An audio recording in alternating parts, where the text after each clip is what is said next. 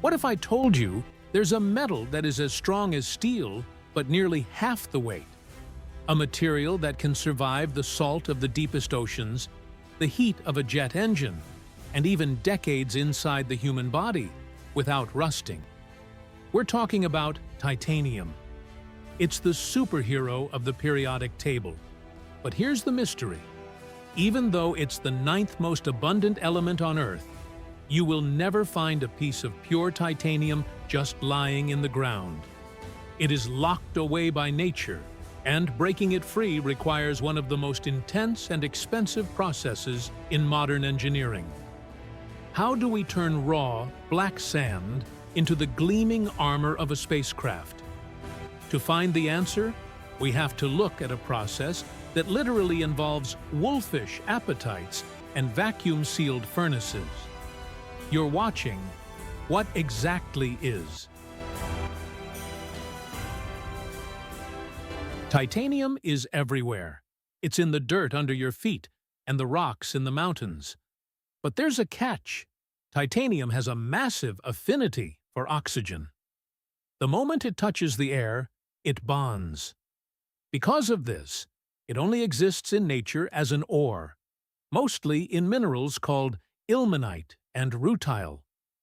To get to the good stuff, miners in Australia and Canada have to dig up massive amounts of earth just to find these tiny grains of ore. But simply digging it up is the easy part. The real challenge is the chemical divorce required to separate titanium from the oxygen and iron to which it's bonded.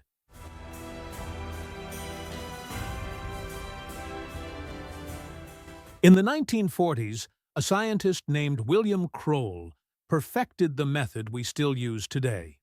It starts by turning the ore into a volatile reactive liquid called titanium tetrachloride. Imagine a giant reactor heated to 1,000 degrees Celsius. We mix the ore with chlorine gas and carbon. This creates a chemical swap, where the titanium grabs the chlorine and leaves the impurities behind. But we still don't have metal. We have a liquid. To turn that liquid into a solid, we introduce magnesium. The magnesium steals the chlorine away, leaving behind a crumbly, porous material known as titanium sponge.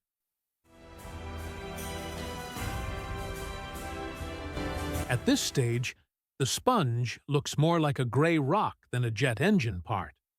To turn it into the shiny metal we recognize, it has to be melted. But you can't just melt titanium in a normal furnace.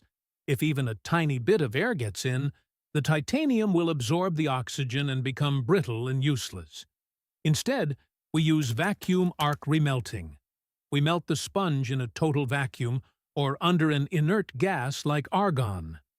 This is also where the secret sauce is added, alloying elements like aluminum or vanadium to give the metal its legendary strength.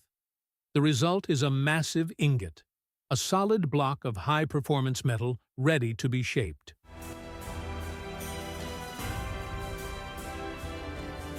Once we have the metal, we have to shape it. But titanium is a victim of its own success. Because it is so resistant to heat and so incredibly hard, it is a nightmare to cut.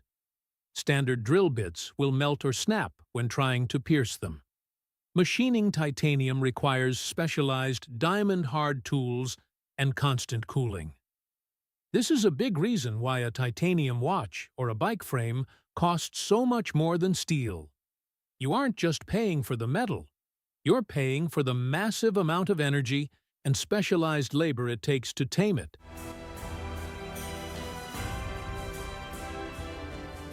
Despite the cost and the difficulty, titanium is irreplaceable.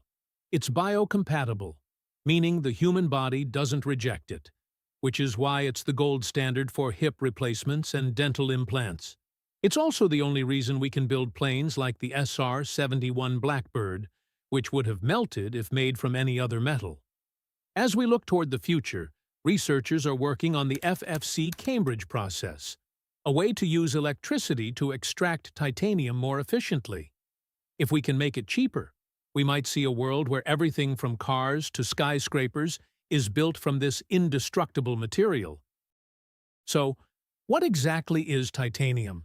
It's more than just a metal. It's a testament to human ingenuity, a material that we literally had to invent a new way of cooking just to bring into existence.